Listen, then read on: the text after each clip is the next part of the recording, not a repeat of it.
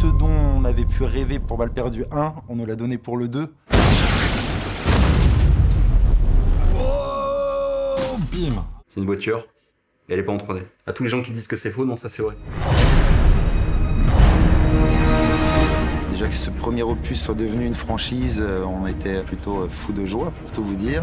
Autant on espérait que ça marche en France, autant le succès international nous a cueillis.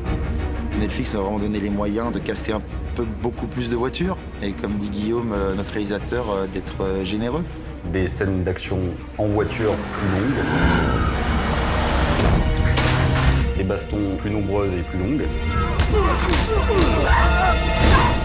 Ce qu'on voulait garder de toute façon pour le 2, c'était tout l'aspect artisanal du 1, c'est-à-dire qu'on fait tout en vrai, en dur, en trichant le moins possible. La pyrotechnie, les CFX, c'est dingo. Ce qu'ils ont fait, c'est fou. Ici, c'est les cascadeurs qui mènent une énorme partie de l'affaire.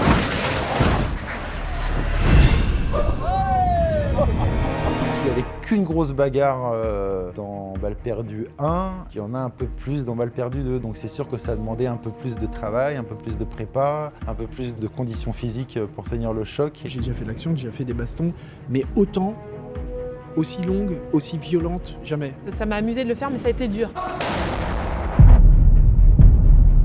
Donc pour toutes les scènes de combat, je travaille main dans la main avec Manu Landi. Voilà, c'est ça, exactement. Écoute un peu ton maître. Donc j'écris moi une scène d'action au scénario, je sais quelle est son intensité. Ton personnage commence là, je veux qu'il finisse ici, dans tel état, avec ce qu'il devait récupérer entre-temps. Manu, je lui donne ces éléments-là, le décor, tout ça. Et lui va créer la chorégraphie en fonction de l'intention de départ de la scène. Moi, quand je vais créer la chorégraphie, je vais me servir des doublures pour créer la baston, la préviser, c'est-à-dire la filmer et la monter. Nous, on met tous les deux notre petit grain de sel dans ce qu'on aimerait un peu plus ou dans ce qu'on aime un peu moins. Le lancer d'extincteur dans le Puglia et la balayette. Ça me paraît hyper gros quand même, on est d'accord. Là, c'est pour découper le ça, c'est sauciflard. Etche Best. Ouais, voilà. Et ensuite, on tourne. Et action!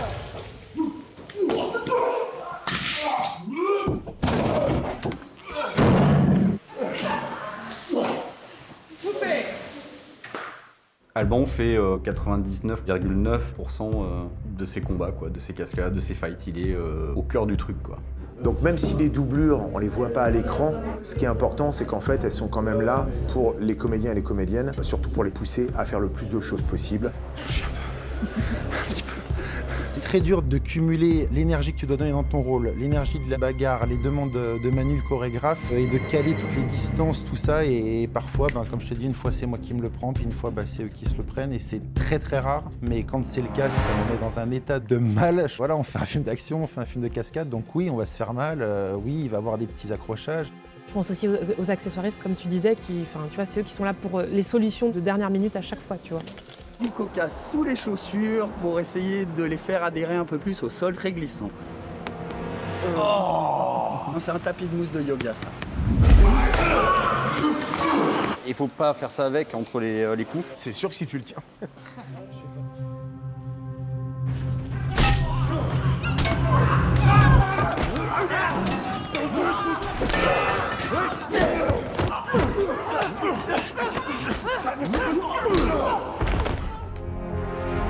Il y a cette demande constante d'élever le niveau sur tout, et que ce soit en cadrage, que ce soit en direction, que tu sois réalisateur, que tu sois comédien, tu peux avoir un tournage derrière toi ou 20 ou 30, t'apprendras chaque jour quelque chose. C'est une autre technique. Quand on n'a plus de coca. C'est comme de la danse en fait, c'est-à-dire qu'il y a des placements de jambes, de hanches, de buste, les attitudes, et puis après il faut apprendre la chorégraphie précisément. Grosse admiration pour les cascadeurs parce que c'est vrai que c'est très physique.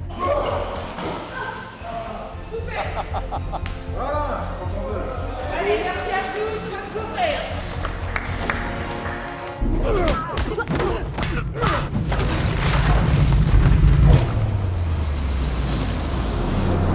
Le secteur où on a été le plus gâté, c'est les cascades. Vraiment, j'ai vu des voitures voler. Je n'ai jamais vu ça sans effets spéciaux numériques.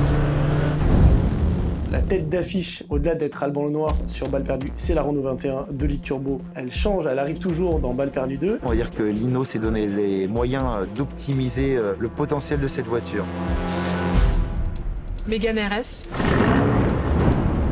J'avais jamais conduit ce genre de voiture et c'est vrai qu'il y a un espèce de truc où elle part assez rapidement, quoi. Allez, attention, elle tourne. Tourne au son. Tourne au son. C'est bon, caméra tourne, quand t'as du feu.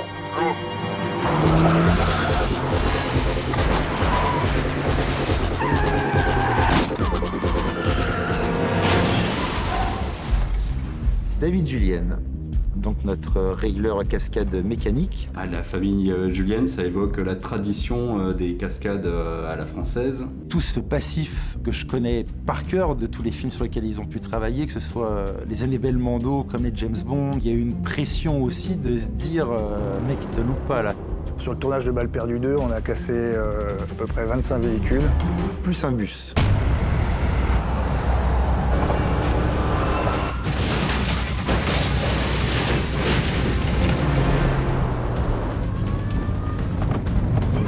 Alban s'est révélé être un bon pilote, bien à l'écoute des instructions qu'on lui donnait. Il a progressé tout au long du tournage. Quand je suis au volant, je suis terrorisé. J'ai le palpitant à 200 du fait d'avoir peur de mal faire les choses. On a la chance sur le film d'avoir eu un producteur qui s'est battu pour obtenir certains décors. Bienvenue sur l'autoroute française de Balles perdues 2. Tous les véhicules de la circulation sont pilotés par des cascadeurs professionnels. Et on a 2 cascadeurs, bien sûr, dans les véhicules de jeu qui remontent à contresens toute cette circulation. Vas-y.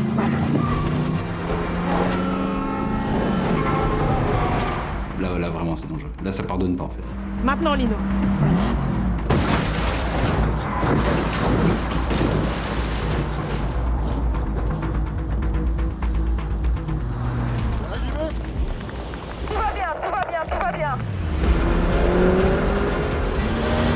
On n'a pas l'habitude de se retrouver dans un canal qui sert d'égout pour la ville. Les murs sont très proches, il n'y a pas d'échappatoire, on a tout de suite un effet de vitesse. Et on passe au milieu de la ville comme ça, on fait notre petite poursuite.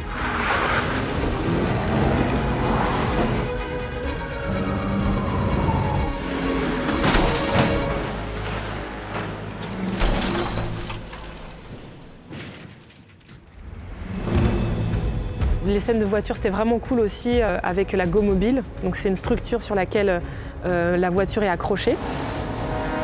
Un cascadeur conduit ce véhicule pendant que les comédiens sont dans le véhicule de jeu derrière et effectuent la comédie. Les runs qu'on fait, ils sont à 80 ou 100 à l'heure ou 120 avec des platanes. Et il faut quand même jouer parce que l'autre me met des coups de pied dans la tête parce que lui, il s'en fout.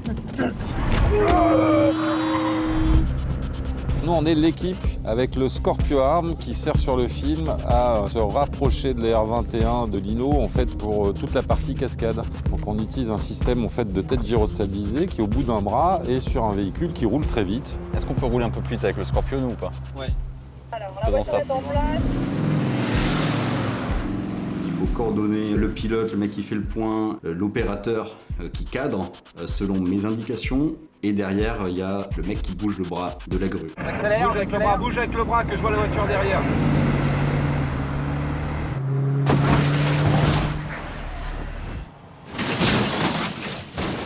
On a aussi plein de GoPro qu'on pose sur les véhicules qui partent en l'air, qui se font exploser. Donc autant vous dire que voilà, les caméras, de temps en temps, elles prennent un peu cher, quoi.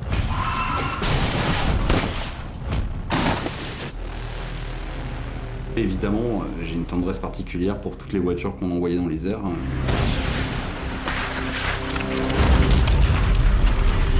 On lui a fait faire un looping avec un pilote à l'intérieur à 90 km/h. C'était incroyable. Je travaille avec une équipe de pyrotechniciens qui commence à bien me connaître.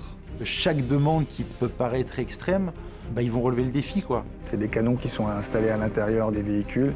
Cette hélice, ça met sur orbite les voitures. Go. Un peu en avance, 2 mètres en avance, 1 mètre en... On est bien. Comme ça, on reste comme ça, on accélère, on accélère, on accélère, on accélère, on accélère.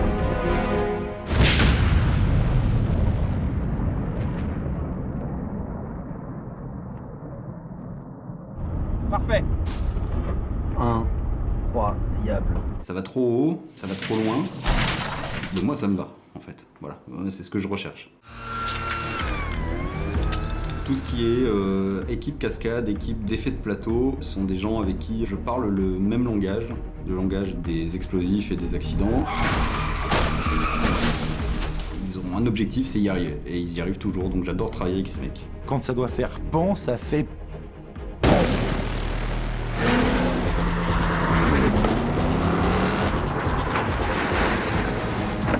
Je me suis retrouvé sur le toit, c'était pas prévu. Pardon David.